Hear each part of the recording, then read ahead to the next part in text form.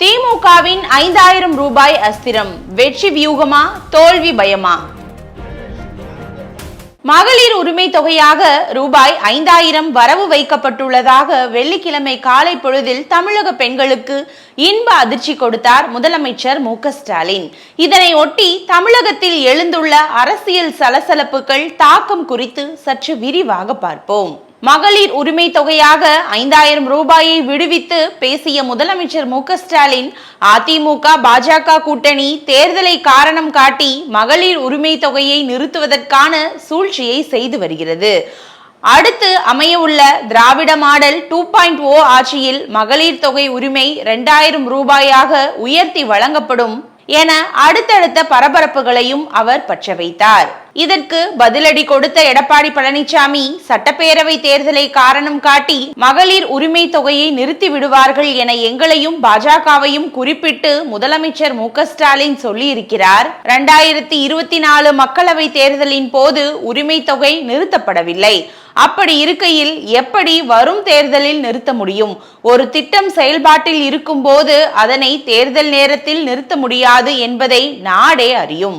2026 தேர்தலில் தோற்றுவிடுவோம் என்ற பயத்தில்தான் இந்த 5000 ரூபாயை முதலமைச்சர் மு.க.ஸ்டாலின் வெளியிட்டுள்ளார் என்று அவர் தெரிவித்தார். தோல்வி பயத்தில்தான் முதலமைச்சர் மு.க.ஸ்டாலின் 5000 ரூபாயை அறிவித்துள்ளார் என அதிமுக, பாமக, பாஜக, நாம் தமிழர், தாவேகா உள்ளிட்ட எதிர்க்கட்சிகள் குற்றம் சாட்டியுள்ளன. அதே நேரத்தில் உரிமை தொகை திட்டத்தை நிறுத்த பாஜக, அதிமுக கூட்டணி செய்த சதியை முறியடித்து ஸ்டாலின் சிக்ஸர் அடித்துள்ளார் என திமுக கூட்டணி கட்சிகள் பெருமிதப்பட்டு வருகின்றன.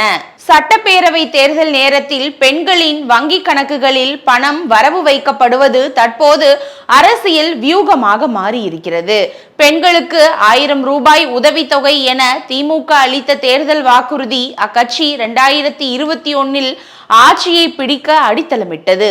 அதுபோல கர்நாடகா மற்றும் தெலுங்கானாவில் காங்கிரஸ் கட்சி ஆட்சியை பிடிக்கவும் பெண்களுக்கு உதவித்தொகை திட்டங்கள் முக்கிய காரணமானது.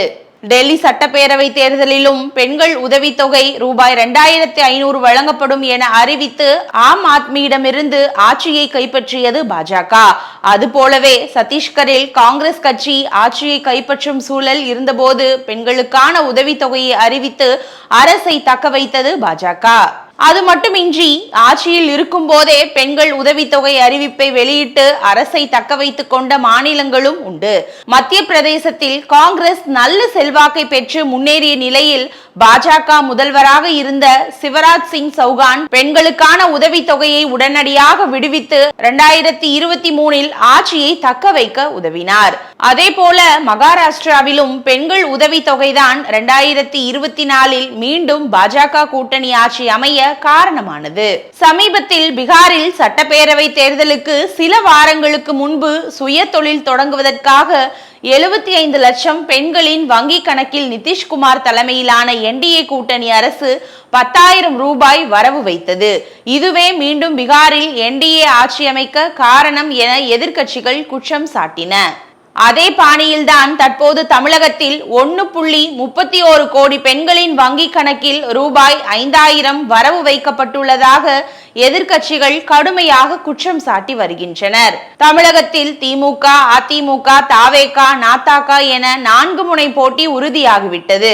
ஆட்சி மீதான எதிர்ப்பு வாக்குகள் 3ஆக பிரிகிறது என ஒரு பக்கம் தெம்பாக இருந்தாலும் வெற்றிக்கான எந்த வாய்ப்பையும் தவறவிடக்கூடாது என நினைக்கிறது திமுக.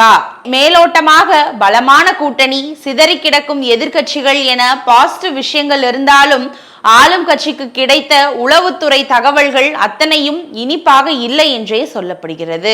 அதீத நம்பிக்கையில் இருந்த 2016 தேர்தலில் கோட்டை விட்டது போல இப்போதும் நடந்து விடுமோ என்ற அச்சம் ஒரு பக்கம் திமுகவுக்கு வர ஆரம்பித்து விட்டது. இதன் தாக்கமாகவே அரசு ஊழியர்களுக்கான ஓய்வூதியம், மடிக்கணினி உள்ளிட்ட திட்டங்களை கடைசி நேரத்தில் திமுக அறிவித்தது. விலைவாசி உயர்வு, குடும்ப அரசியல், வேலை வாய்ப்பின்மை உள்ளிட்டவை திமுக அரசுக்கு தலைவலியாக மாறும் என்பதால் பெண்களின் வாக்குகளை கவர சீக்ரெட் அஜெண்டாவாக ரூபாய் 5000 அறிவிக்கப்பட்டதாக சொல்கின்றனர். அதே போல விவசாயிகள், இளைஞர்களின் வாக்குகளை கவர இன்னும் சில அறிவிப்புகளும் வெளிவரும் என சொல்லப்படுகிறது. எதிர்க்கட்சிகள் விமர்சனங்கள் செய்தாலும் மொத்தமாக வந்த ரூபாய் 5000 தொகை என்பது பெண்களின் வாக்குகளில் கணிசமான தாக்கத்தை உருவாக்கும் என்கின்றனர் அரசியல் விமர்சகர்கள். இதனை ஓவர்டேக் செய்யும் அளவுக்கான அறிவிப்புகள் மற்றும் செயல் திட்டங்களை உருவாக்கும் நெருக்கடியில் இப்போது அதிமுக கூட்டணி நிற்கிறது என்பதே உண்மை. பெண்களின் வாக்குகளை கவரும் வகையில் சட்டப்பேரவை தேர்தலுக்கு முதல் கோல் போட்டு ஆட்டத்தை ஆரம்பித்து வைத்துள்ளது திமுக. எதிர்க்கட்சிகள் எப்படி எதிர்கொள்ள போகின்றன என பொறுத்திருந்து பார்ப்போம்.